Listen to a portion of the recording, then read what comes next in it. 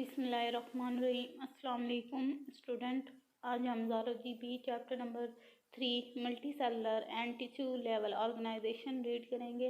अगर हम इसका पहला टॉपिक देखें तो एवोल्यूशनरी पर्सपेक्टिव के लिहाज से मल्टी सेलुलर ऑर्गेनिज़म जो हैं, सबसे पहले फिजीलिया फिजेलिस ऑर्गेनिज़म है जो कि अटलांटिक ओशन, इंडियन ओशन और पैसिफिक ओशन में पाया गया, जिसको ट्रॉपिकल वाटर में ट्रॉपिकल वाटर में स्विमर जो हैं उसे वो अच्छी तरीके से जानते हैं। अगर हम आम कॉमन लैंग्वेज में इसका कॉमन नेम देखें तो उसे ब्लू बोटल फ्लोटिंग टेरर या पुर्तगीज सब मैन ऑफ वार भी कहते हैं। अगर हम देखें तो इन ऑर्गेनिज्म में loose association of cell to cell organised होते हैं और जो कि परफॉर्म करते हैं डिफरेंट फंक्शन। तो इस बिना पर अगर हम देखें तो उनमें सेल में बहुत सारे दूसरे सेल भी साथ पाए गए जो कि साथ मिलके ऑर्गेनाइज होके फंक्शन परफॉर्म कर रहे थे। तो जब कॉमन मतलब स्विमर्स वगैरह ने जब देखा तो उनको हैरान रह गए। फिर इसके बाद मल्टी सेलुलर जो है वो ऑर्गेनाइज हुआ, उसको फाइलम बनाए गए। तो 3 किस्म के फाइलम बने जो कि फाइलम पोरिफेरा, निडेरिया एंड कनिटोफोरा है।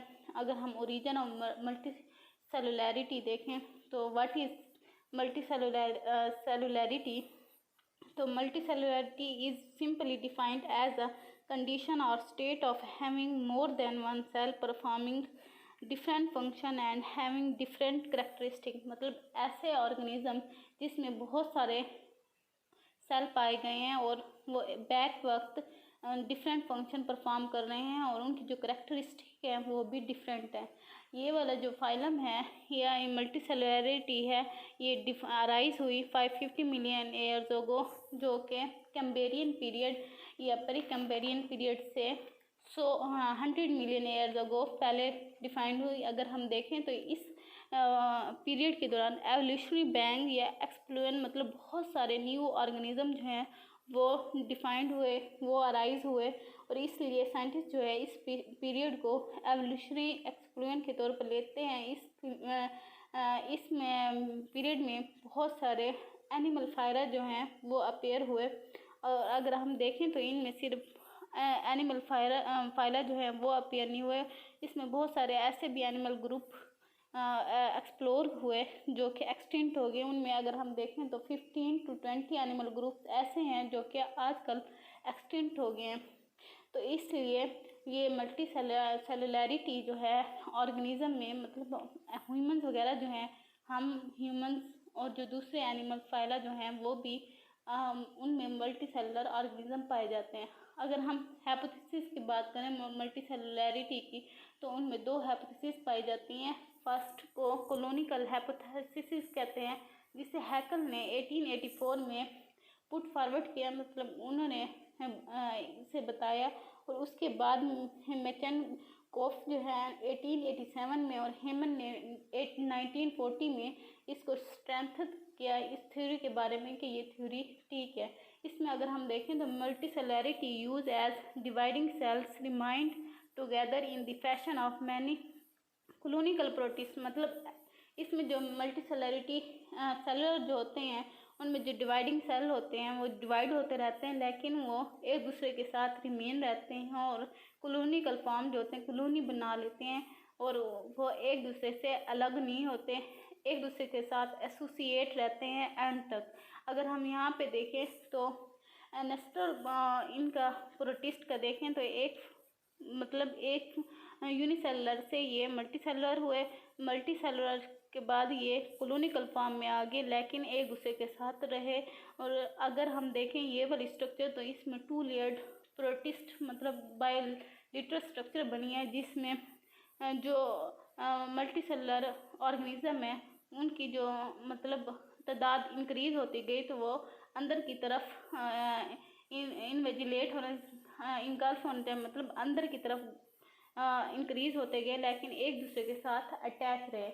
इसको हम कोलोनिकल हाइपोथेसिस कहते हैं। अगर हम बात करें कोलोनिकल हाइपोथेसिस की, ये मार्कोमेस्ट्रिगोफोरा जो है प्रोटिस्ट हैं, फाइलम प्रोटिस्टा का एक फाइलम है, उसमें ये सबसे ज़्यादा मतलब पाए जाते हैं। दूसरी जो है सिंथेटिकल हेप्सिस जो है, इसमें प्लाज्मा मेम्ब्रेन जो होती है वो फॉर्म मतलब साइटोप्लाज्म में फॉर्म बनती है और जिससे वो उनके साथ अटैच होती है और दूसरे मतलब ऑर्गेनिज्म जो हैं वो बनते हैं। इसमें अगर हम देखें biological condition in which cell membranes are absent between the adjacent nuclei but later become cellularise by the formation of cell membrane, मतलब पहले जो होती है इनमें प्लाज्मा मेम्ब्रेन या सेल मेम्ब्रेन जो होती है नहीं होती, जो कि बाद में यहाँ पे प्लाज्मा मेम्ब्रेन जो है बन गई है। उसके बाद यहाँ पे बायलिटरल या ऑर्गेनिज्म जो है वो बनते गए हैं। अगर हम इसके बात करें तो ये बायलिटरल सिलिएट्स जो हैं उनमें पाई गई है। इनमें लार्ज सिंथेटिकल प्रोटिस्ट हैं वो इस फॉर्म में होते हैं जिससे सेल बाउंड्रीज फॉर्म होती हैं, मतलब प्लाज्मा मेम्ब्रेन या सेल मेम्ब्रेन जो होती हैं वो बनती हैं और जिसके बाद बायलिटरल एनेस्टर जो होते हैं वो होते हैं।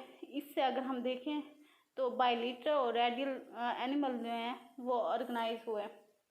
अगर हम कंक्लूजन निकालें तो कॉलोनिकल और सिंथेटिकल हेप्सिस जो है ये supported by colonial and synthetical organisation that occurs in some protist phyla, मतलब फाइलम प्रोटिस्टा में ये ऑर्गेनाइजेशन पाई गई है जिससे ये आगे मल्टीसेलुलर ऑर्गेनिज्म में आ गए।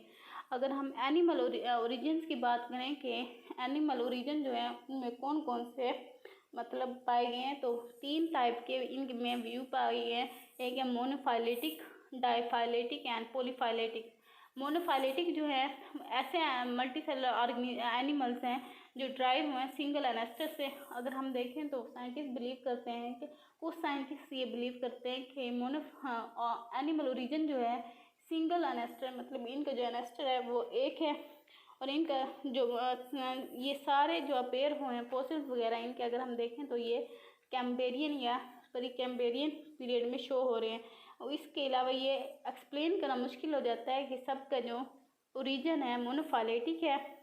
अगर हम इस थ्योरी को प्रूफ लें तो अगर हम एनिमल में सिमिलैरिटीज़ देखें तो उनमें एस्टर फॉर्मेशन जो होते हैं माइटोसिस के दरमियान जो एस्टर फॉर्मेशन बन रही होती है सारे एनिमल्स में सेम होती है और जो एनिमल सेल में सेल जंक्शन जो होते हैं वो भी सिमिलर होते हैं, मैच हो रहे होते हैं।